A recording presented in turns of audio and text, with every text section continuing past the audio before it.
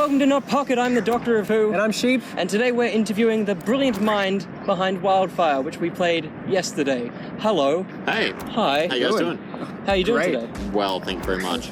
Awesome. So your company is The Sneaky Bastards? Just Sneaky Bastards. Sneaky Bastards? Yeah. How many Sneaky Bastards are there? We've got like 6 or 7 people at the moment working on this. It's funny because we started as a website, and then we ran a game jam, and then we made a physical magazine. So we're sort of, I consider us more of like an art collective that has projects that we jump between. At the moment, we're a developer, and so we'll contract people in and out and get people on board when they're like the best person we can find for that kind of role and that sort of thing. So yeah. And you're like the head of this?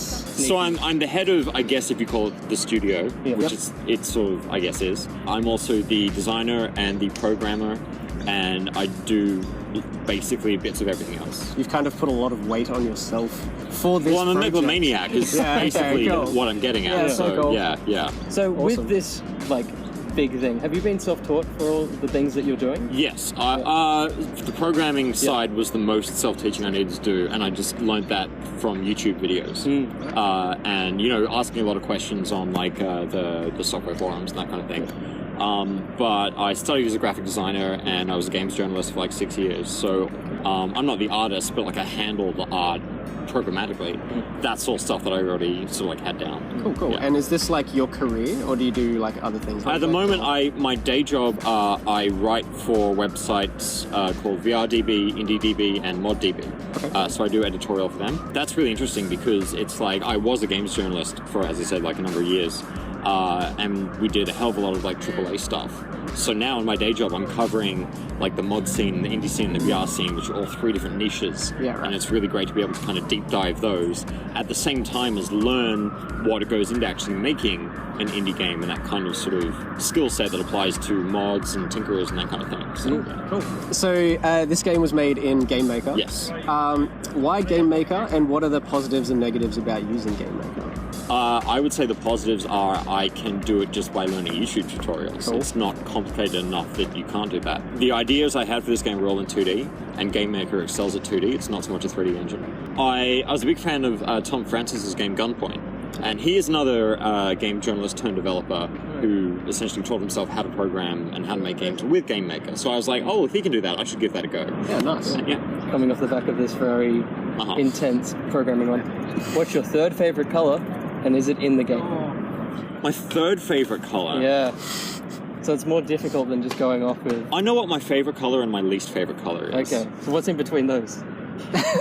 Well, why don't I give you those two, and then you guys can work out the Alright, specs cool. in Yeah, Photoshop, sweet, because I sweet. can't tell. So my favorite color is blue. Yep. And my least favorite color is orange.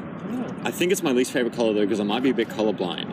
I don't know. Like, have you guys played Guitar Hero? Yeah. You know how there's the 5 buttons? That And I was like, oh, I can never hit the brown button.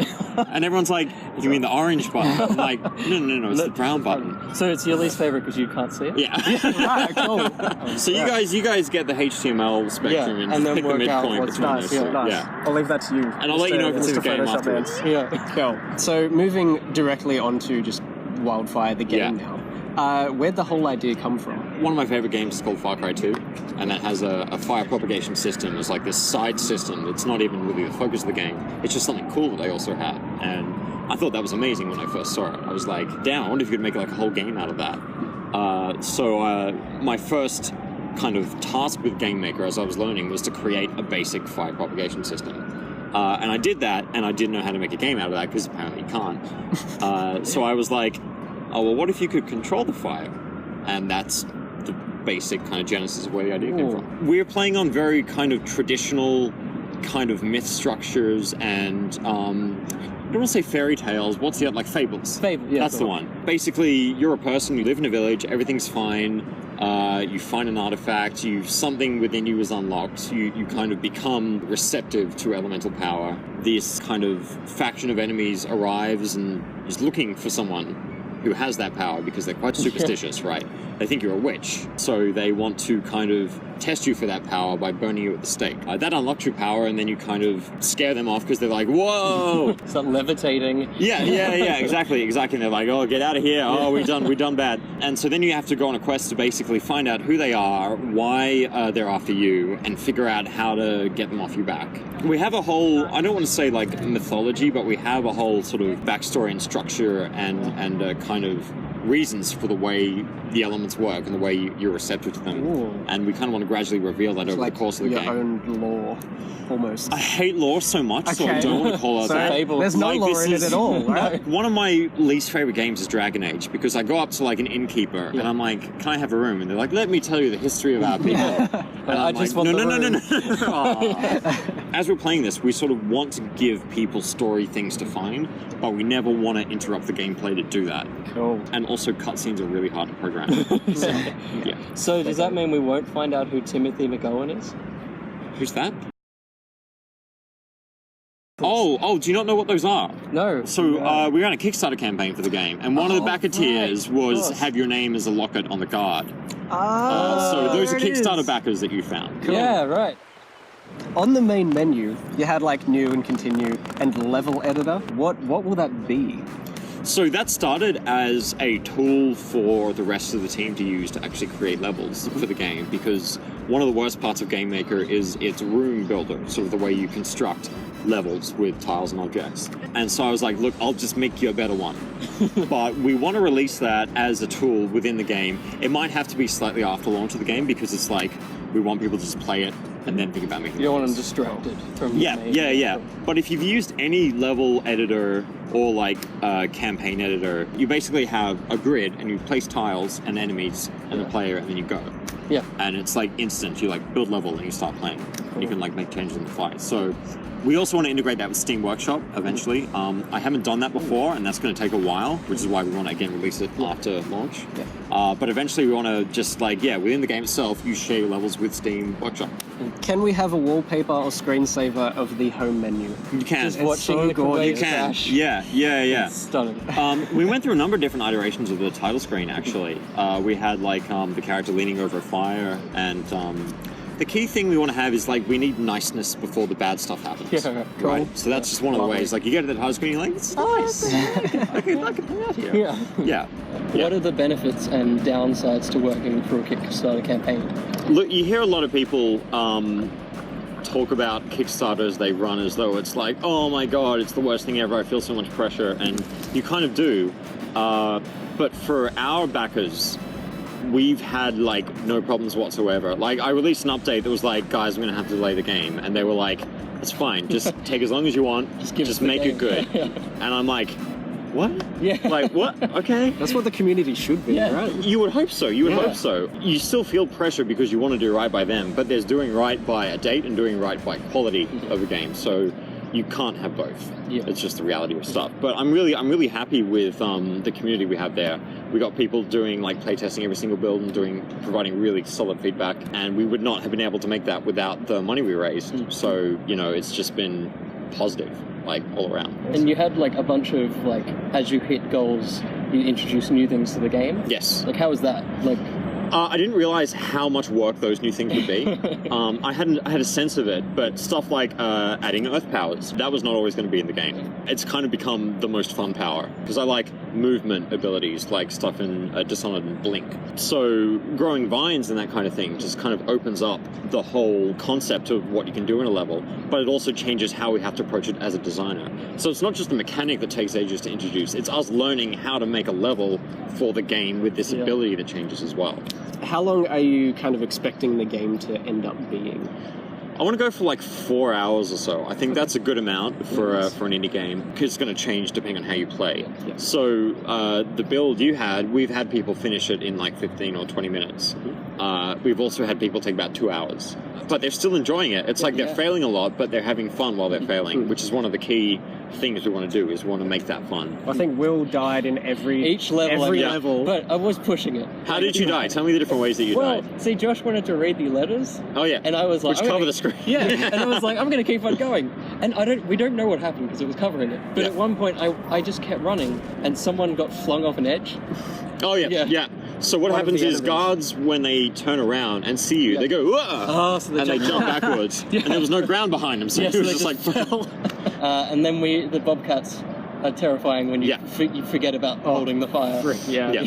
We put so much work into balancing how quickly they attack versus how quickly they run at you and how much chance you have to get away. Like, if you start running, you should be okay to run, but you've got to find safe ground. I'm inspired a lot by Abe's Odyssey, and a lot of the enemies in that game are like, if they hit you, you're dead. So you have to think about what you're doing before you do it. And that's something that is really punishing, a lot of players are finding. But after a few tries, they get in that mindset where they're like, okay, I've got to stop and think. And that's where the game actually works the best, when you're not trying to run through it, which you can kind of do. But when you stop, you assess the situation, you plan, and then you execute. So you spoke about packs. Yes. How did that change how the game works? Because you obviously had lots of people playing it. Right. It hasn't really changed much about how the game has worked. We've found a lot of bugs and little things that we've been able to sort of shave the rough edges off. Because we've had, people come by, you mentioned like Bonus Stage, and we've got like Beer and Pixels as well. We've had like small groups of people come by and be like, yeah. But to actually get like the core gaming crowd to come and play it and be like, this is awesome, to be, it really kind of lets you know, because you never know when you're working on it. There's always that little bit of doubt where you're like, I don't know if this is going to work. But yeah, so that was, it was really good to just sort of reaffirm that we are doing the right thing and we're doing something interesting and creative and cool as well. So that's what I took away from that, So if you had infinite budget for this, what would you do with it? Where would you want this to kind of...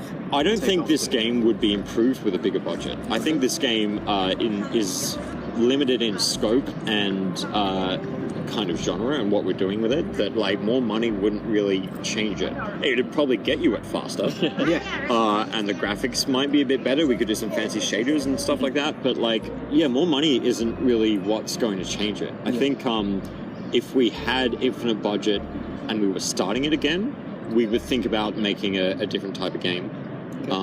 But it would be completely different, and I don't really know exactly what that would be. So, Do you have a message to the aspiring developers in Australia? Because it's a pretty tough industry here. I've never studied at a game design college, but being self-taught, I'm kind of like, just start doing that. If you're not at a college already and you're not learning that, like, there's nothing stopping you from just grabbing a free copy of Game Maker and going through the tutorials and then looking up more on YouTube. Like, that's exactly what I did. And now we're here with Wildfire. So I would say also don't write a design document. Wildfire doesn't have a design document. And that has been great for us, because it's allowed us to be quite flexible and respond to stuff like on a whim. It's also why the game is taking longer. And when you're learning to do stuff, like, you're going to encounter problems that make you have to throw stuff out or rethink what you're trying to do. So if you're learning, just go in and learn and do what the tutorials are telling you, and then think about what you could do with it later. Where you could push it. Exactly. Nice. Well, Thank you. Awesome. Cool. Thanks so much for seeing us today. No worries. Thank you very much. We're really looking forward to love the game. Everyone friggin' play this game. It's amazing. How would they go about playing it now? If you go to www.wildfiregame, but the dot is after the A, so ga.me, you'll find links to, the Kickstarter campaign, which has a bunch of information about the game. If you follow @Wildfire Game on Twitter, you'll get a lot more info about it there. And you can wishlist it on Steam, which the site will also have a link to that. And it'll be coming out in 2017 sometime. There's links to everything that was just said down below. Make sure you check them all out, because it's a brilliant, brilliant game. And check out our Wildfire gameplay as well, which was out yesterday. Awesome. Cool. Thanks so much. Thank you so much.